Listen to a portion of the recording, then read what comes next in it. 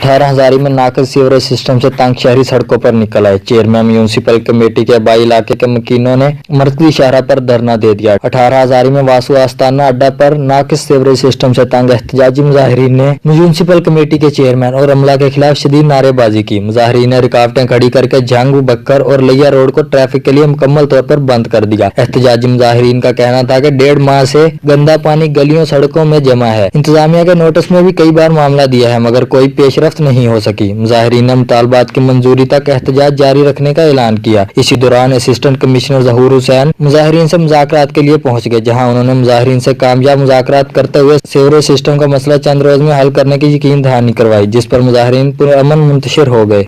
हम लाते हैं top news, आपके फेवरेट टॉक शोज और अनलिमिटेड एंटरटेनमेंट सिर्फ यूट्यूब पर।